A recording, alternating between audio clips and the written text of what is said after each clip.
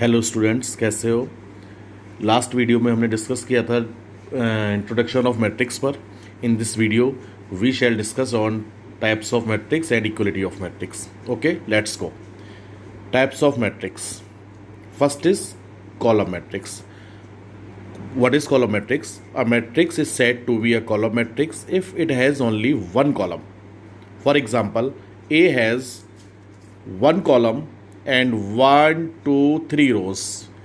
A is a column matrix of order 3 cross 1. Generally, order of column matrix is equals to m cross 1. यानी कोई भी matrix अगर जिसमें केवल एक कॉलम होगा, रो चाहे कितनी भी हो, वो कॉलम मैट्रिक्स होगा। Clear. Second is row matrix. A matrix is row matrix if it has only one row. जैसे कॉलम मैट्रिक्स में केवल एक कॉलम था, उसी तरह से रो मैट्रिक्स में केवल एक रो होगा, कॉलम चाहे कितने भी हो। For example, A has one row and 1, 2, 3 columns, that is row matrix. Generally, order of row matrix is equals to 1 cross m. Clear? Next is square matrix. A matrix is a square matrix if it has equal row and column.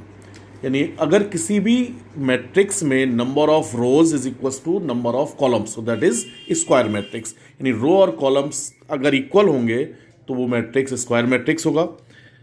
For square matrix, m is equals to n. In generally, A कोई भी matrix है m cross m order का, तो अपन इसको क्या बोलते हैं, is a square matrix of order m. Okay, for example, A has 3 rows and 3 columns. तो A is a square matrix of 3 cross 3 order या only order 3. Clear? V is a square matrix of order 2 because A has 2 rows and 2 columns. Clear? ये जो आपको दिख रहा है यहाँ पर बॉक्स के अंदर, इसको बोलते हैं डायगोनल्स ऑफ मैट्रिक्स। ये लीडिंग डायगोनल्स ऑफ मैट्रिक्स या only diagonals of matrix. Elements of diagonals of A1, B2 and C3.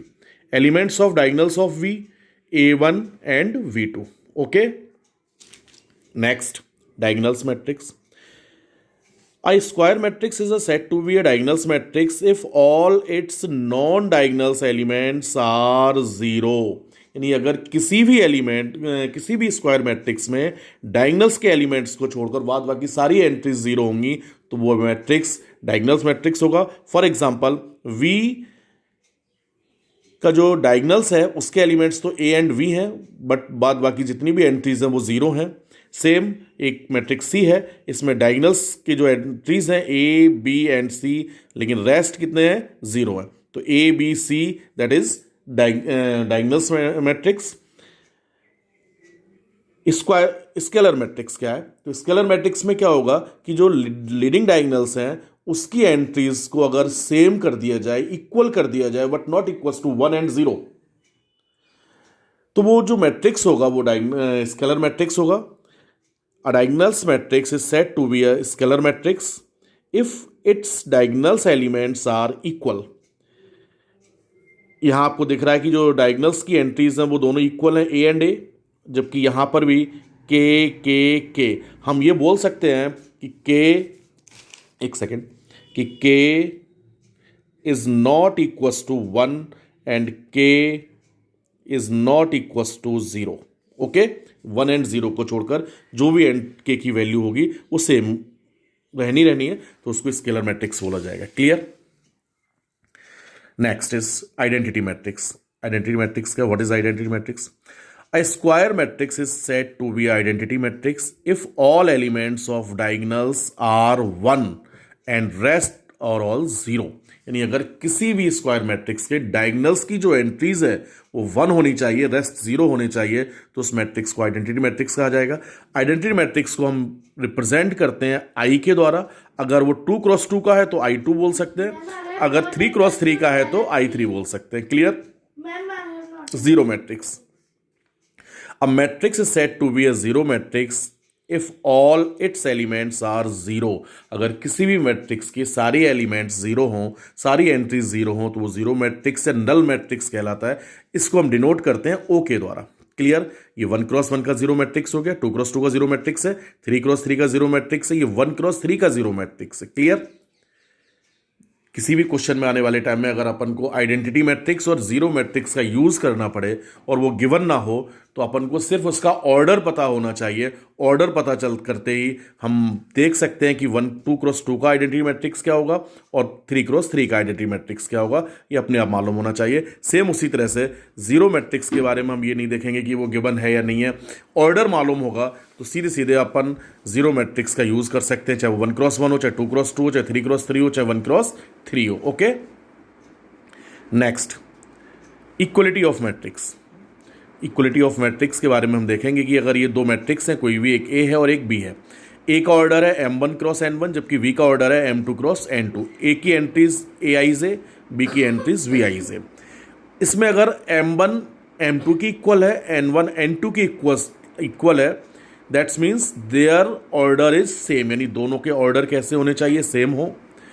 ai's vi's की इक्वल्स है, that means their corresponding elements are same, यानी उनके कॉरस्पॉन्डिंग एलिमेंट्स भी same हो, उनका order भी सेम हो, then A is equal to B, A और बी इक्वल मैट्रिक्स होंगे। क्लियर? यानी दो मैट्रिक्स इक्वल कब होंगे, जब उनके ऑर्डर एंड उनकी एंट्रीज, कॉरस्पॉन्डिंग एंट्रीज सेम होनी चाहिए, इक्वल मैट्रिक्स। क्लियर?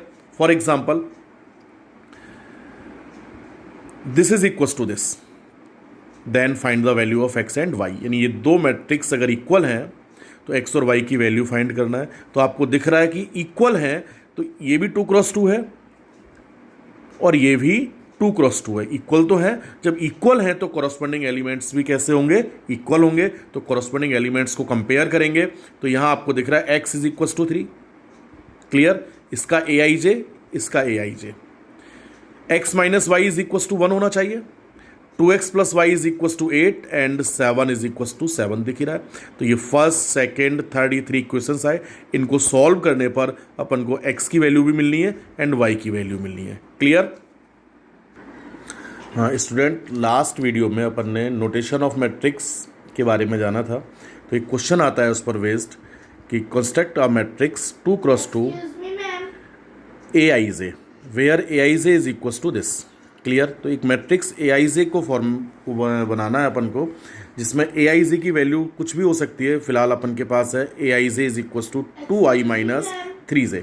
तो मैट्रिक्स क्या होना चाहिए, तो पहले तो जनरली लिखेंगे अपन ai is equal to aiz।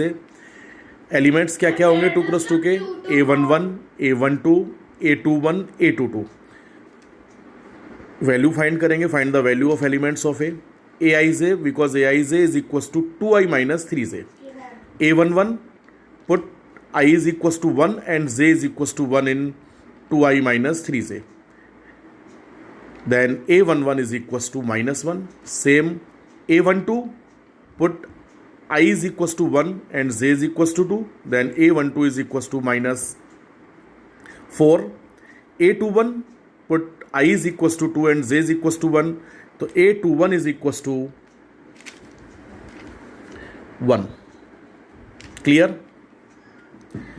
a22 put a is equals to 2 and j is equals to 2, then a22 is equals to 1. Required matrix a is equals to minus 1, minus 4 और ये जो a21 था 1 and 1. Clear? तो इस type के कुछ question आपको solve करने हैं, एक्सरसाइज में दिए जाएंगे। एंड आज का जो होमवर्क है उसमें कुछ क्वेश्चंस तो हैं, ये आपके जो इंट्रोडक्शन ऑफ मैट्रिक्स था, फॉर्मेशन ऑफ मैट्रिक्स पर बेस्ड है, और कुछ ये इक्वलिटी ऑफ मैट्रिक्स पर बेस्ड है। इनको आज आप सॉल्व करेंगे। क्लियर? Thank you.